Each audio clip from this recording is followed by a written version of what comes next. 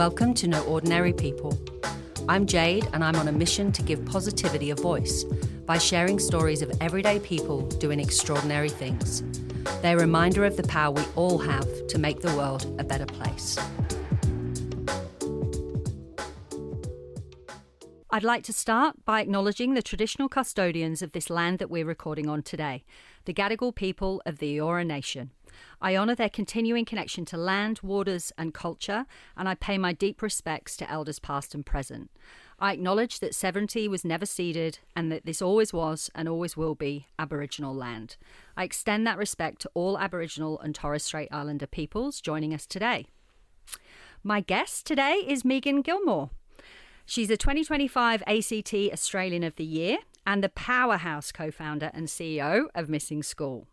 When her son survived a life-threatening illness, Megan vowed to make sure no child felt the isolation that he did.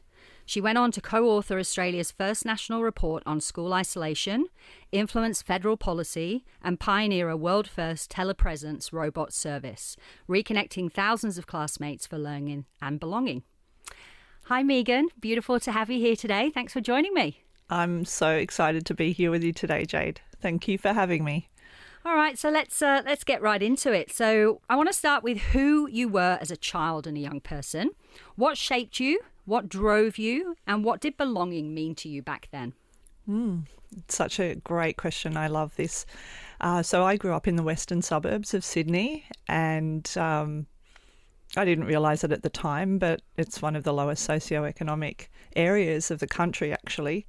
And it was incredibly multicultural in the early 70s, you know, I was right amongst all of these cultures, which later come to be really unique, I suppose, at that time in Australia. So I was absolutely influenced by diversity.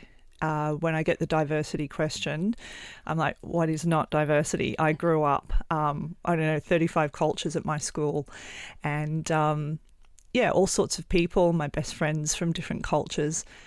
So they were my early years, and my family is, they were blue collar workers, steel workers, shearers, and I think I was the first person in my nuclear family. I'm definitely the first person to get a degree. But what shaped me a lot in that era was really my interest, obsession, passion with British and US punk and mod music. And I don't know whether I was drawn to it because of who I was, or whether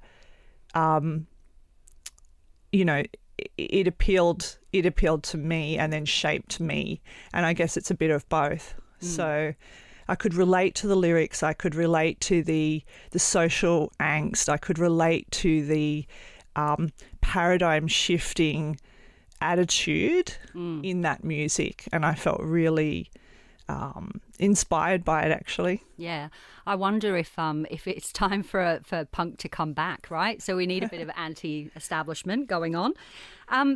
Your early career, you've got a really interesting career before you founded MissingSchool. So you spent 25 years working across government, publishing, international development in 24 countries.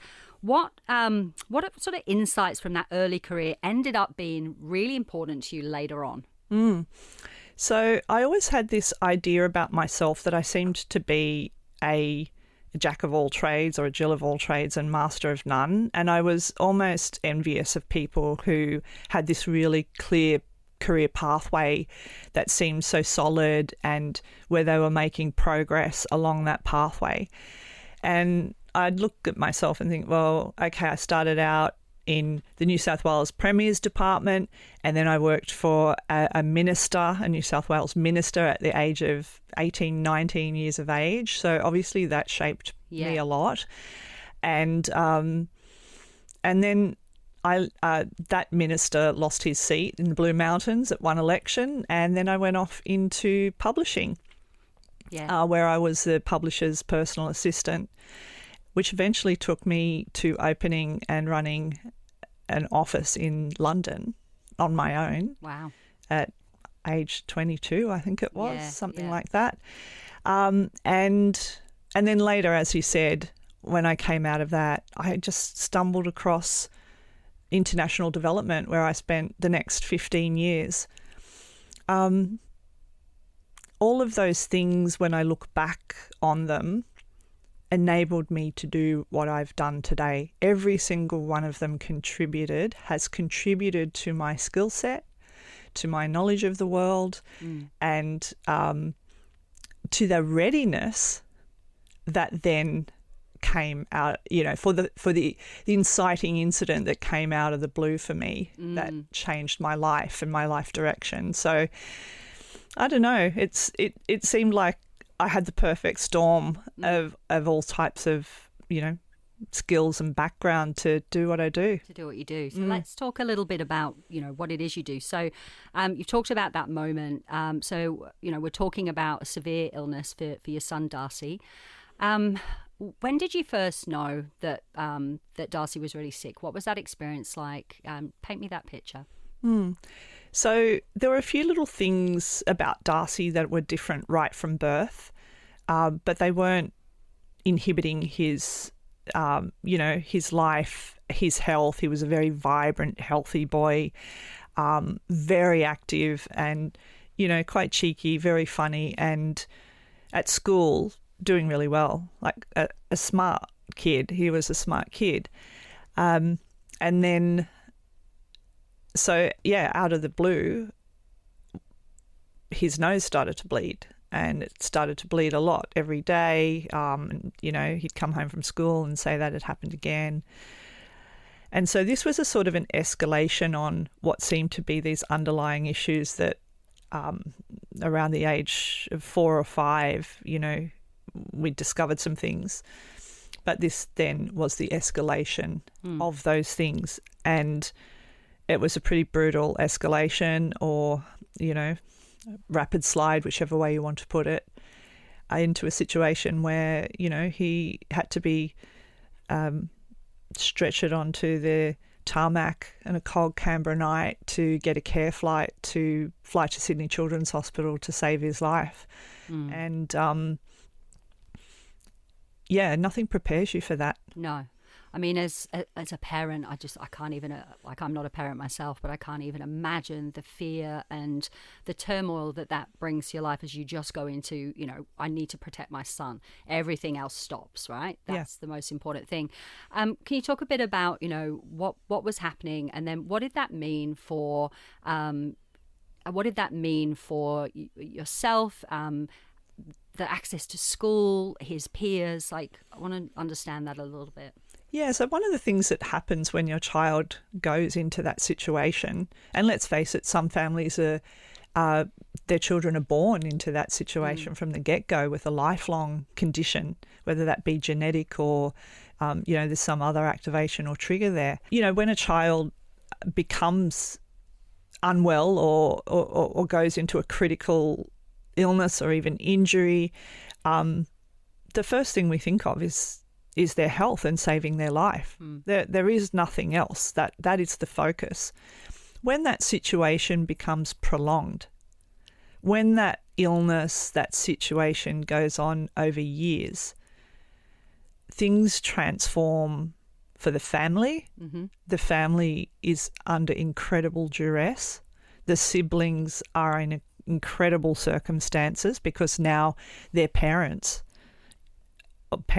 their main caregiver and their sibling is facing this issue. So you've got essentially a family in a situation of extraordinary stress and distress, and you're really just trying to save that child's life and keep that child alive and attend to all of the things that are going on, either at home or in hospital. You're dealing with the uncertainty. You're dealing with your own fears, your own mental anguish, your grief, and, incredible anxiety about the whole situation. And then to witness a young person, a child, and we lived on the cancer ward, the oncology ward of the Sydney Children's Hospital. So not only were we witnessing what Darcy was going through, but we were in the zone of all of those kids and kids coming in and out. So you're sleeping there. You're eating on the ward. And so to see kids who, through no fault of their own, without a choice in the matter, experiencing something that's devastating to their health, obviously, but also to their social connections, also to their normality as a child. Everything in their life is disrupted. And then on top of that, against their will, but with their willingness in the end, to encounter extraordinary measures to save their life, or the medication that they're taking, or the treatments that are harsh that they're subjected to, and to watch them still trying to play, to watch their, I don't want to use the word resilience because it just doesn't even cover what we're talking about here, but they're trying to just be kids, and they're having fun, and they're engaging with each other in these most extraordinary times, and to witness that, and then to see the things that are most important to them taken away from them, when some of those things we can actually continue to provide. Yeah. It's intolerable. It was intolerable to me. And one of those is school, right? Like that, it just stops. So it stops. Friendship group, the sense of isolation, and that just must be so frustrating as a parent to not be able to solve that. So what did that what did that disconnection from school do for Darcy, and what does it do for other kids?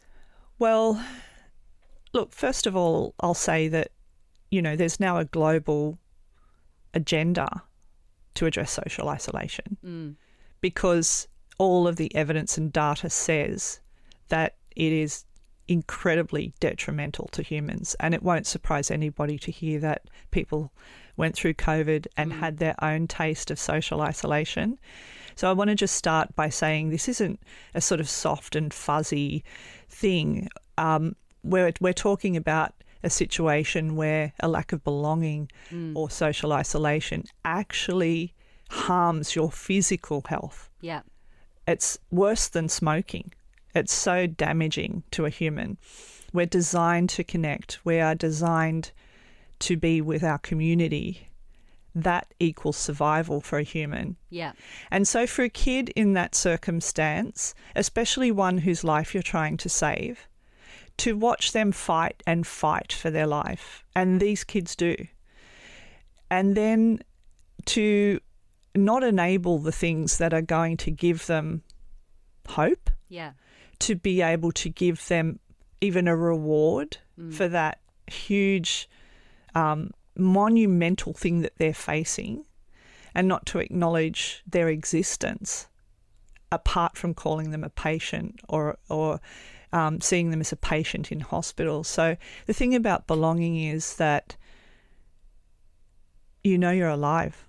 Yeah, yeah. And when you're just forgotten about by your community, where's the fight?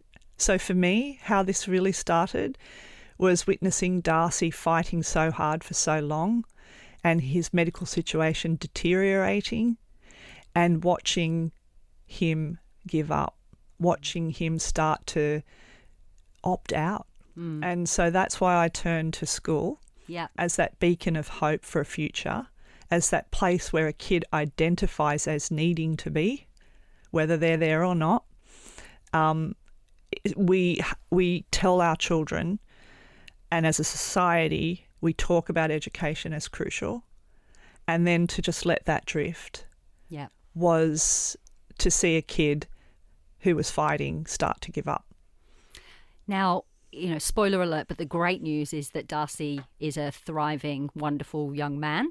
So, that's the best part of this story. So I don't want to, you've talked quite a lot about that situation before. So I think today, people can go and see your TEDx and see other things. But I really want to talk about that founding moment. So Darcy is recovered.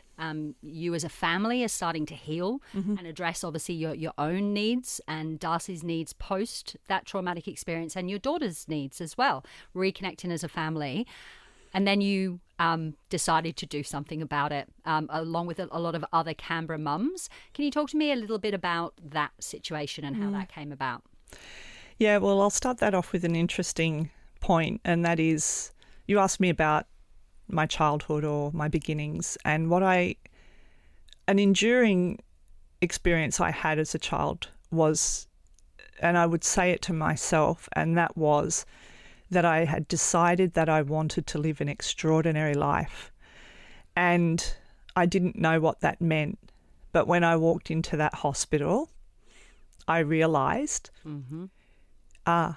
this is the moment. This is the extraordinary life. Yeah. And it's not extraordinary in the way that I thought, but it is the extraordinary moment. And so when we walked out of the hospital, you know, Darcy alive, and thanks for mentioning that, because sometimes I obviously know. Yeah.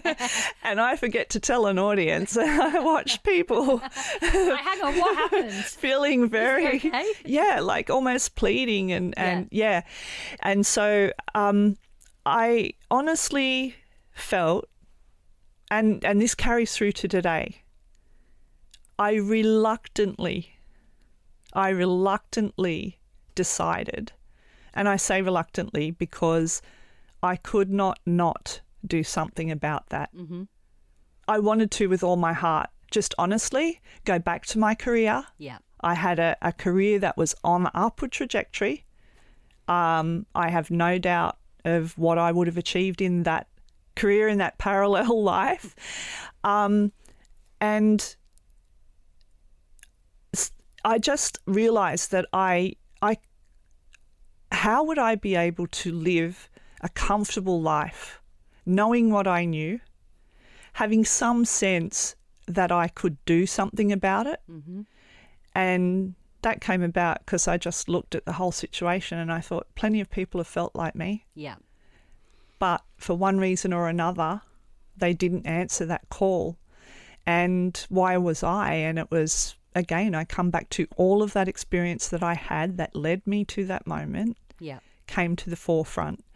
And I knew that not only did I have the skill, but I also had the kind of drive that was needed and the perseverance that was needed. Because if I felt like giving up, how many other people just had that feeling and had to follow it? Yeah. It was really hard. So it was a really big turning point, and what it boils down to is I was walking out with my son's life. Yeah. And that's what I had to give up and give back. Yeah. I had to give up the life I was on, and I had to pay that back. And you've paid it back in spades. Look, I'm looking at the emotion. Obviously, you know, it's a long time ago, and it's still there, and it will probably never leave you. I want to talk about that moment. So, you know, what was the vision? What was the initial? So you had the calling, and, you know, you talk about extraordinary life, and that's what I believe. You're an ordinary person who could have taken a lot of paths, but you've stepped up and done something extraordinary that will benefit thousands. So, everything you're doing really matters. And it's people like you that inspire others to do what's within their power. So what was that moment when you were like, right, we're going to do something about it? And what was the goal? So for me, the goal was always a systems approach. The goal was never to just be a charity. I chose the charity model for its particular benefits to do with advocacy to government and to schools. If I had my way, and I do have my way, and so that may be coming, the for-profit model makes more sense to me to get things done. But the charitable model was the right model for this purpose. But probably not in the way a lot of people would see charity. So I don't see these children as in need of charity. I see these children in need of an education system that responds to them, to their needs as citizens of this country, or indeed the world. Mm-hmm. It's not just a right, it is actually what they deserve as humans, to be able to reach their potential, to unlock their own potential, whatever that is. And if we're going to save their lives, which we absolutely should, then there's a next step to that, to make it a life worth living. Yeah. And so my goal was to end school isolation through transformation of our education system. And transforming our education system is almost impossible. So why? Federation, a federated states and territories model, no one national model. It makes a coherent, highly effective education system more difficult in this country. And I don't want to bore listeners with the technicalities of that, but that definitely stands in the way. Yeah. But, you know, as you know, we went on, Missing School went on, and this was my goal, was to prove what was possible, to prove that you could place a child back in the classroom who can't be there physically, and that you could do it digitally. Yeah. And if you think about Missing School starting in 2012, you know, we had clunky Skype and a pretty poxy laptop and none of it would really work smoothly or quickly. But the point was that technology already existed to do that, and it was happening in other countries. So why not Australia? And so that's where we really started. And, you know, I'll stop there because you may want to dig into more about, you know, what we ended up doing. But yeah. Well, I think, you know, let's talk about the robots. Because as you said, the technology then was clunky. So you just invented some robots. Let's talk about, what did the robots do? What was their role? Because, you know, it's so simple but so innovative at the time. Tell me a bit about the robots. Yeah, well, the theory of change goes that if you can place a child back in the classroom, because everything happens in the classroom, right? Especially in a bum on a seat model. And we can get more into that later. Yeah. But it's not the illness that's stopping the child from, or the medical condition or the mental health condition. That's not what is preventing the education. Neither is the absence. So the theory was, if you can place that child back into the school, back into the classroom, what happens? And so our hypothesis was, when you can do that, all the things that the school does can occur for that student, and we've proved that. So the robots, why did I choose the robots? I chose the robots, and I'd studied this in 6 countries and looked at a couple of countries that were doing it with desk-based screens. You know, but for me, the robots were the catalytic mechanism to this in Australia because it's a sexy technology. It was a technology, still is a technology where you can place that robot hardware in the classroom, in the physical classroom, and the child at home or in hospital or anywhere can, with a click, a click of on their screen, be in that classroom, and they can move that robot around within the environment.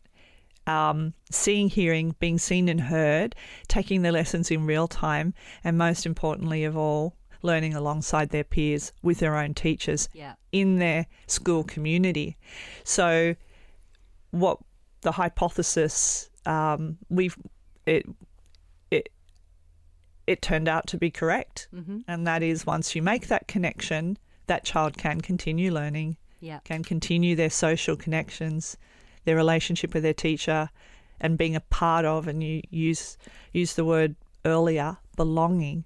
Belonging in their own community, being a part of it. And I just want to point out here, because, you know, this was a bit of a flip for me after years of talking about this, but it was to come back and actually say, we talk about this in terms of what we're doing for the children, but what do they actually bring to the community when they are back there?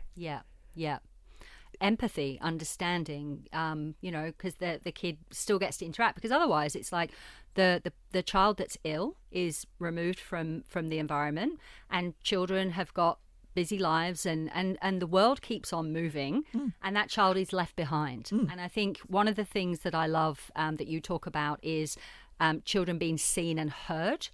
How important is that, and what does that mean to you? I always felt like an outlier. And so I suppose when I witnessed that in these kids, that really activated my own feelings of being the outlier, my own feelings of not fitting in, which I don't. I still... You fit in perfectly. Why should you fit in? You were born to stand out. It's something I don't lament now, but as a kid, that's what you want. And as a teenager, that's what you want.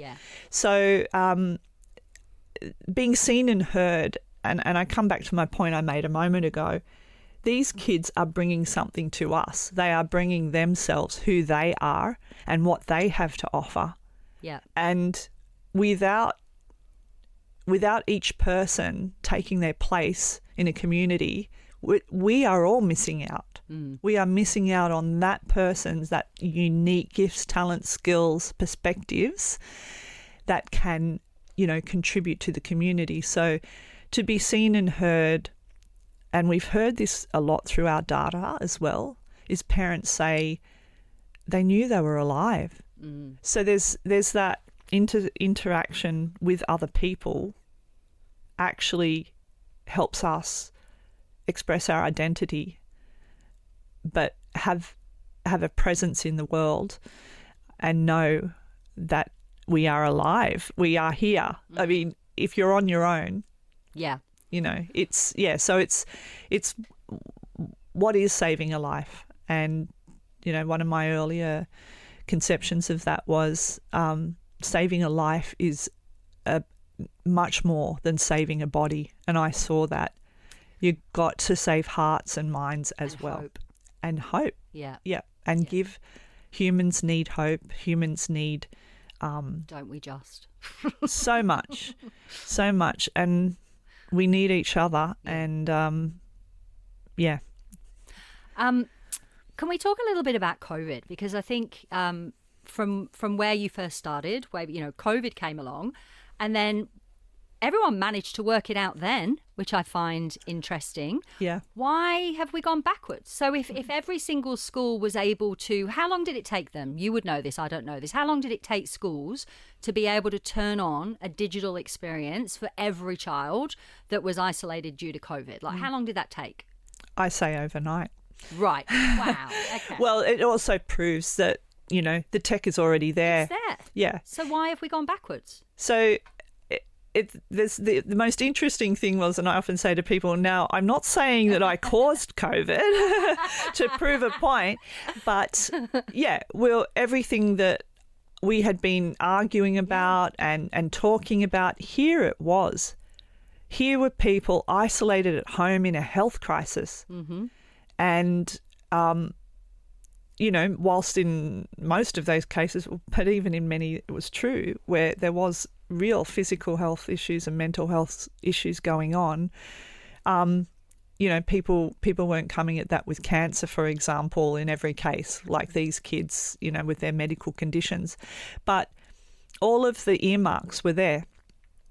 And it was very clear that humans did not cope well with social isolation. It was very clear that the public expected school to continue, and parents were deeply distressed about education, and so were governments. And so we saw governments act.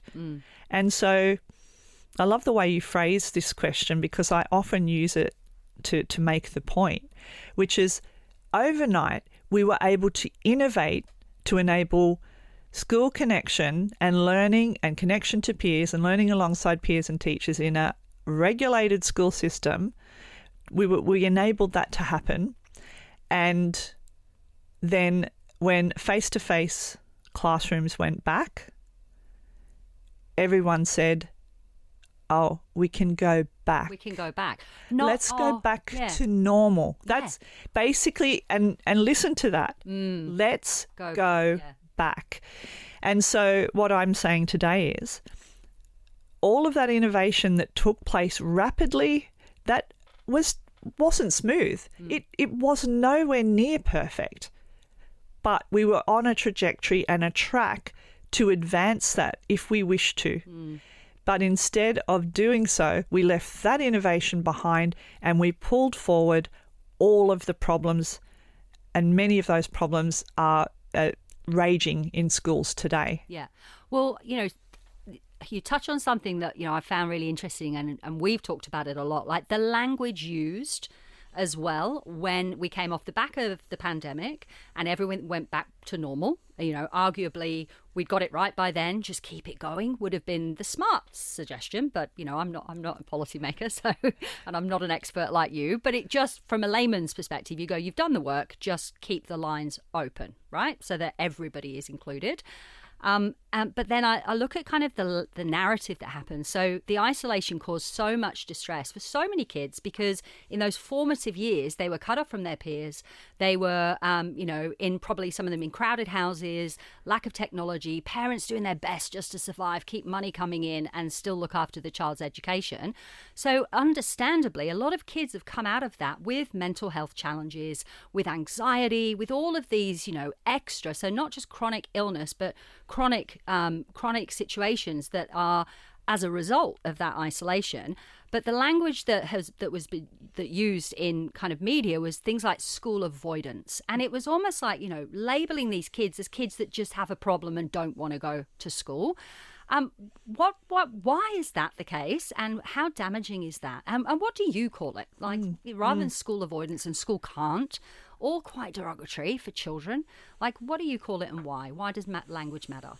We call it school isolation, and that's the problem we're trying to solve. The problem we're trying to solve is not the child. Yes. And so I'm now having to work extraordinarily hard, even in media, to try and change the narrative that is cycling, that is being focused on, that blames children, that blames families, and dare I say it, and I will dare, mothers. Yes. So women are experiencing the brunt of this and being blamed.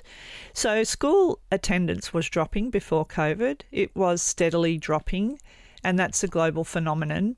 And post-COVID, that acceleration that school attendance issue accelerated, so spiraled downwards, such that the 2024 ACARA data showed that 40% of Australian school students were not attending school for 10% or more of the time. And our data doesn't show, the nuanced reasons for that. Yeah. And this is 1.65 million students, by the way. That's a massive number. It's a massive number. Now, we look at the OECD data from 2022, that's global population study data, and it says that the top reason reported by students themselves who had missed school for 3 or more months, the top reason reported by students was being sick.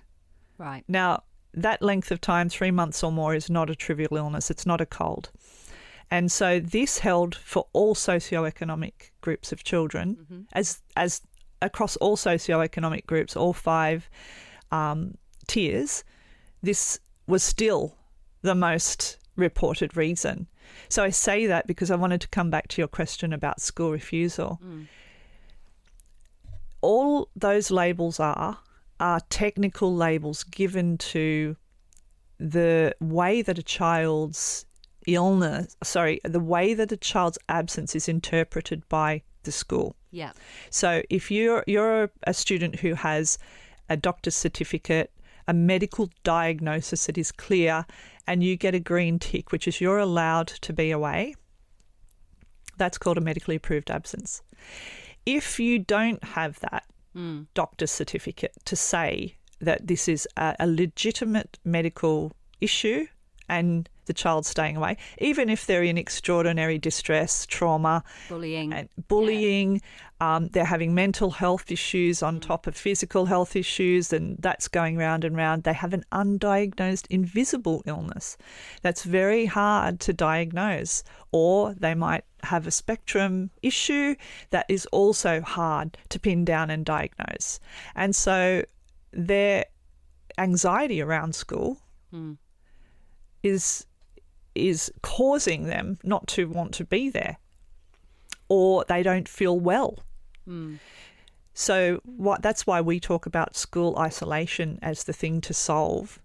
None of us individually or any individual doctor is going to solve the reasons. Yeah. The complex medical, mental health, cognitive diversity or divergent, all of those things, no one can solve that. Those things can be assisted, treated, helped, supported. But the thing we can do is address the school isolation and address access. So that's how, that's a little bit technical, but I hope that helps people understand this is a labelling issue. Yeah. So why I want to look at the school system, like what is stopping innovation? Like if we looked at it from a business perspective, or yourselves as a charity, like you've innovated and changed your model to react to societal needs and the needs of children. Why can't schools do that? Well, the fact is schools can do it because we've taken them through the process, and the ones who have said yes to it right across the country do it. Awesome. And they've found that to be, not in every case, but they've found it to be so beneficial, undeniably beneficial when it works, is what teachers report and parents report. And where the kids remaining connected, their anxiety reduces to return to school, because school isolation or being away from school actually causes more anxiety when you have to go back. And I'm sure everybody will relate to this a little bit. Yeah. So we want to keep them connected. We don't want to use technology as the end, but we want to use it as the means to the end, which is to maintain the connection, the learning, the friendships, the community, so that the child can return physically when they can. Yeah. And that's what we see. So why schools can't do it or aren't doing it at scale. Yeah. And that's a question of, ultimately from my point of view, is that our education systems aren't providing schools with the green light to do that at scale across their systems. So individual schools can and will do it. Right. But as an education system doing it, that is the missing link. And what's the danger there? Because I know we've talked about when there's a vacuum, something will come in, right? Can we talk a little bit about what that vacuum has led to? Yes. So now we have a major drift out of mainstream schooling, and we don't want to criticise those families for that. In many cases, that has been their only option. And so we've seen an increase in homeschooling. We've seen an increase to private schooling from public schooling. But I just want to come back and focus on that 40%, that close to 40% now based on last year's data, and say, well, what are we doing about those kids? So what happens is a family's anxiety around trying to find a school solution will drive families to look for options. What we've seen now is the opening up. I want to call this a market failure in schools.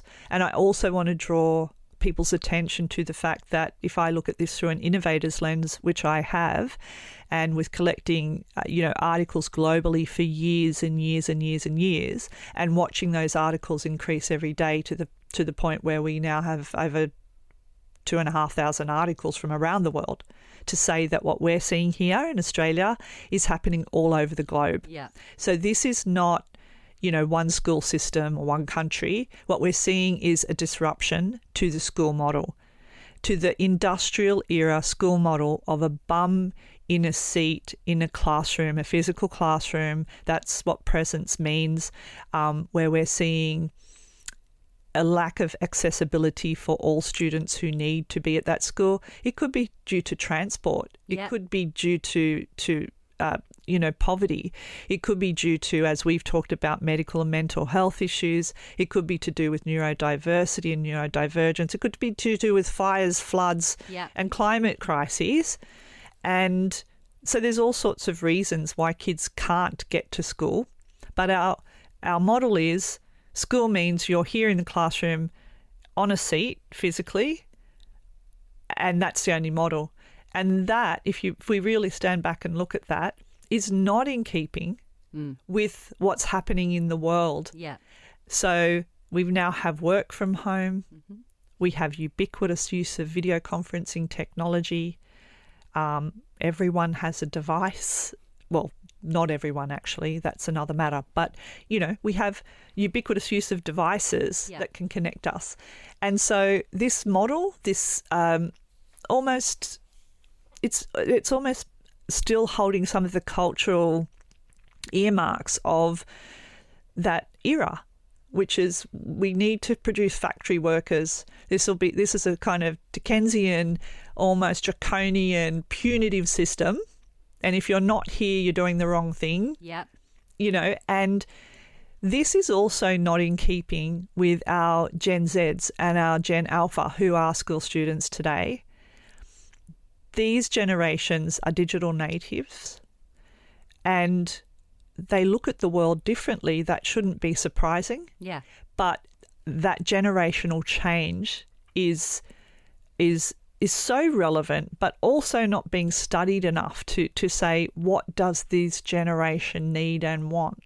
We've had an increase in neurodiversity.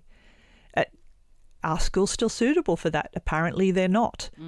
And they're not certainly not suitable for sick kids who can't get there. They can't get in there. Yeah. So we also have we're in the cognitive revolution now. And AI is smashing schools. It's changed schools in a way that is irreversible. It's changed society in a way that is irreversible. And so we're also seeing that the curriculum in schools is not suiting our current world or what kids are looking for as well. So we've got a large disconnect.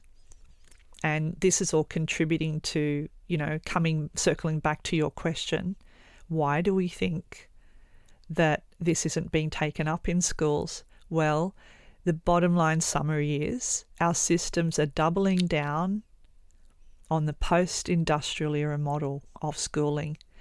And I'm just here to say it's not going to work because this is a global disruption to model that none of us can stop or control. Yeah. So interesting times. What does, if you look forward and go, if the advocacy that you're doing works and, the people in power are listening and they take it seriously and realise that, we're failing 40% of our kids, what does a world where every kid has access to education, what does that look like for you? And how do we make sure that the people in control of those systems have the right to play in that system? Because I think that's something that we're seeing from a disruptive point of view. When we've got a gap, then these tech platforms will come up, but they don't necessarily, have I'd say the right. They don't have they haven't earned the right, and they're not necessarily coming up as, as true performers. It's a business model. So the first thing it doesn't look like to me is this vacuum that's being filled, this drift out of mainstream schooling. And by necessity, entrepreneurs are starting schools, and this is an incredibly unsafe time for children and young people. We've got the social media ban. However, we're quite prepared to let homeschooled children just be on boundaryless, scalable digital systems for their primary school or high school learning. Not only will it drive equity divides, the haves and have-nots will deepen because education is at the heart of equity, trying to get an equitable society. So we'll have people who can pay for those being able to use it. Even if that's the case, what's the quality? Is it the national curriculum? No. some might argue that's a good thing. But who's teaching? All of those things that we regard as good governance, even in a corporate environment, but certainly in our school and education system. And then I'll just jump to safety. Yeah. And so what does it look like for me? To me, it looks like schools remaining competitive in the market today, and that means high flex school environments where two-way digital connection is enabled. It doesn't look like taking screens away from children. I want to see kids become masters of technology, not slaves to it. In the era that we're in, we can't afford to take children back to how it was. So it means high flex to enable kids who can't get there to get there through virtually, and to use the incredible great benefit of all of these physical locations all over the country to be the meeting place for children where they can get healthcare, where they can engage in more creative endeavours, sports, play. More time for play, more time for more creative endeavours, and individualised and personalised learning for very, very small proportions of the day using technology that exists now, including AI, which could be a non-judgmental companion to fill a gap very quickly, but in the presence of a qualified teacher. Yeah.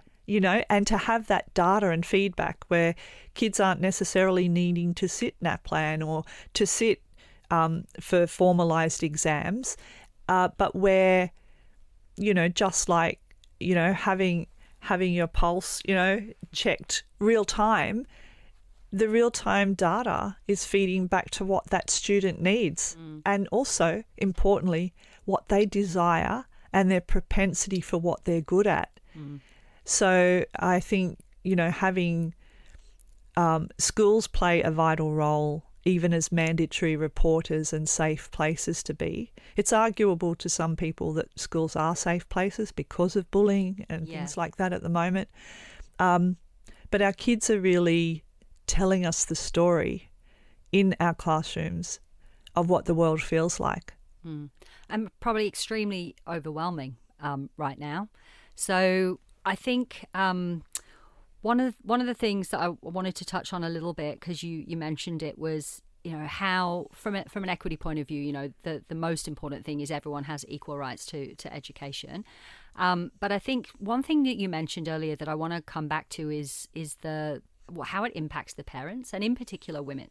So there's been a bit of talk recently about the load that women take. So the lie that we can have it all. So, I'm not a parent and my life is already full.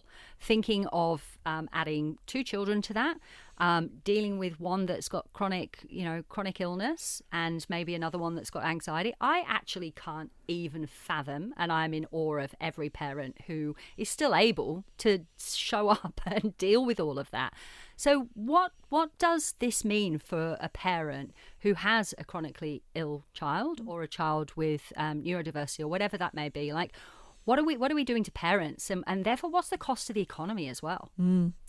It's a huge cost personally, and it is true. It's very hard on parents. It's hardest most on mothers, most of the time. Yeah, I would say.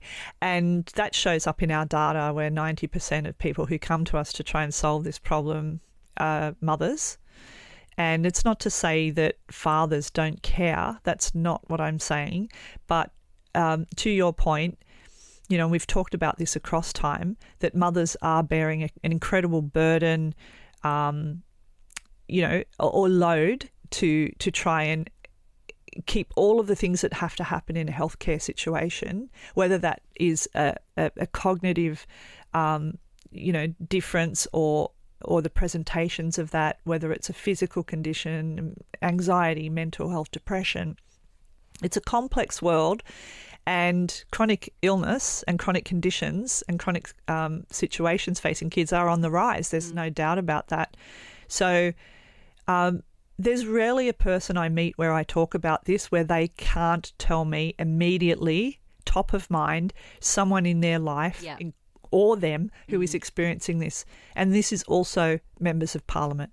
Yeah. I've had many members of parliament tell me they have a lived experience of this, that their neighbour does, that their sister does, that, or they're a teacher and that they've lived the experience that way. I want to make that point because it also shows how diabolically difficult it has been to shift this when so many people, and it's unforgiving of your status in life. This is occurring across all strata of life, and so it's a very, it's an extensive issue that is really complex and really hard to resolve. Now, across the time that I've been talking about mothers and saying this is really hard on mothers, this affects their well-being, this affects their financial security, this affects their career, in that it disrupts their career significantly. Like it did for you.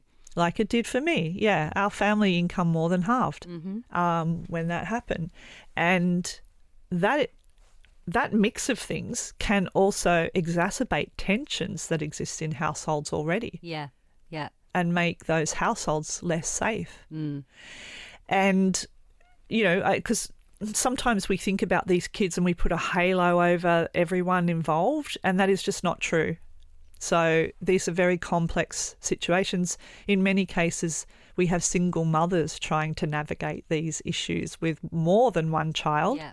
And the cost of a child having a mental or medical health condition in terms of the kinds of support that you need, it increases household costs as well. Yeah. So, you add all of that into the mix, and it all adds up to a pretty tough life. So what I've also witnessed, though, as I started to stand back and look at this and do my own live and learn podcasts and talking to organisations working in the health space, so different illness conditions, so we could get that data, with only a few minor exceptions out of 40 that I've done so far. It's all women leading those organisations and working in them. And on the smell of an oily rag, and trying to cobble money out of governments, some of which, some of that work is successful and they are getting funding, but that's also almost a pass off. And so I just want to say that women are picking up so much of the responsibility for this. And while we're talking about schools, let's acknowledge that 75% of teachers in our schools are women. And let's also acknowledge that those women, teachers, who are experiencing the lived experience of being a teacher with all of the complexity that is in the school, and now let's say as a population level issue, they are also experiencing this with their own kids. Yeah, their own family. And if we ever want to stand back and say, oh, what are teachers talking about when they're saying they're having burnout? Well, just let's point the light right there. Yeah. So, yes, and I will also add that if men, in the main, if this was their primary problem that they were trying to deal with every day, MPs, the whole works, I think we'd be further along with a solution. Interesting. What for parents listening that are struggling with this? So obviously 40% of kids, so that's 40% of parents. So not hard to do the math. Look at me, genius. What would you tell them? What can they do? Where's their power? Because you've used this as motivation to do something about it.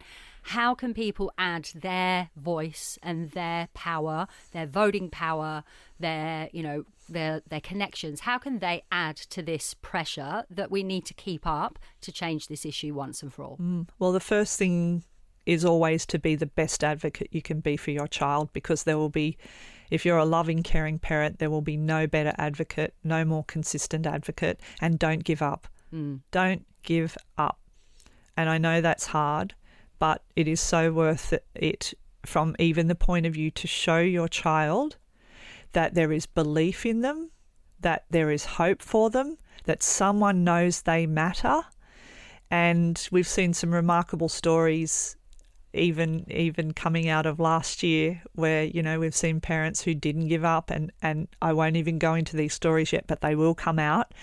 The remarkable journey that they went on, and to watch their child be successful in the most extraordinary health circumstances shows me that not giving up, it's not nothing. Yeah. It does something even if you feel like you're not getting somewhere. The second thing is, I would say, and I know this is hard for parents because they're already so overwhelmed in this scenario, but go to your local MP. And, you know, we have a paucity of data in this country that hides these issues. And so governments are flying a bit blind, and that's no excuse, but that is the truth. So the more people who actually acknowledge, the more parents and families who acknowledge, this is not your personal struggle. This is not you not being effective or a good parent. This is not you on your own. There is a reason we have an education system, and that's to deliver an education to a population. Yeah. But parents mostly come at this feeling like they're failing. Yeah. And it's a system that's failing. It's a system that's failing. It is absolutely. And it, as I said, it's failing worldwide. And countries have tried punitive measures only to find they don't work. Yeah. And then they're moving, you know, but, you know, it's got to take, the responsibility has to be owned by governments instead of being framed as an individual family or parent problem. And when that framing happens, I can tell you for certain that framing is targeted at women. Yeah. And I think that is also something when you're out at the coalface trying to get a kid to school, trying to get the lessons, trying to keep them connected, being desperately worried about what's going to happen to their education, and how that will affect their mental health and their sense of themselves. Yeah. Because no one wants to fail their kid, you know? No. And you know that if you don't try to make this happen, well, how are they going to be in life? How are they going to feel? What are they going to carry forward? Every young person, indeed every one of us, needs to be shown that we matter, that we're valued. And that we belong. That we belong, yeah. And for a kid to just be kind of left out, it's unacceptable. Yeah. So, yes, I think if parents could see more that it's not their individual problem, even though it is, but it's a much bigger problem that is going on worldwide. And all come together on big power of the collective, right? We're starting to see it happening out in America. Everybody's kind of, you know, I don't think there's place for apathy in this world anymore. Even myself, I used to not look at the news, and because I was like, I don't need that in my brain. But at the moment, I feel like I have to bear witness. The least I can do is bear witness. And I think what we're seeing is, you know, if that collective voice, like change can happen. At the end of the day, governments are supposed to work for us, not meant to work for multinational corporations. They are supposed to work for individual citizens and for us to have the quality of life that everybody should have the right to. So absolutely, and it can continue if individuals are led to believe and accept that it is their fault and their responsibility and that they're to blame. That is the most disempowering thing.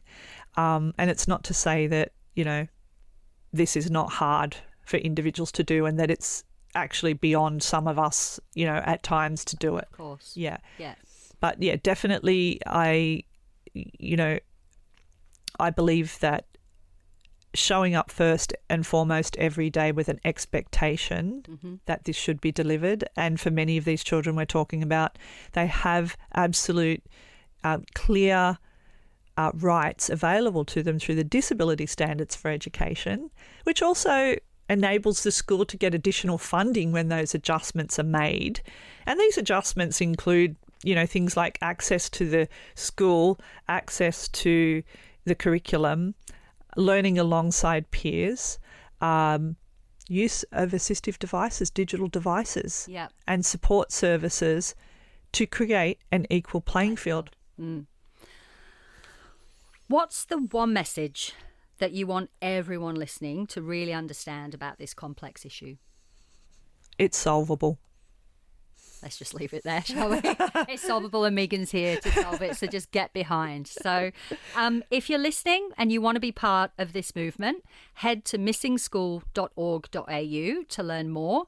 I really encourage you, if you're a parent, to look onto that. There's such a wealth of information, and to your point, so you don't feel that you're alone in this battle. Thanks for tuning in. Thanks for being with me, Megan. I'm going to pop all of the handles into the show notes so everybody can get connected with you and follow your journey, follow your podcast, so they can learn more about this, about these issues. But yeah, if you've enjoyed this, please share it, subscribe, and keep amplifying stories that matter. Until next time, make a difference wherever you can.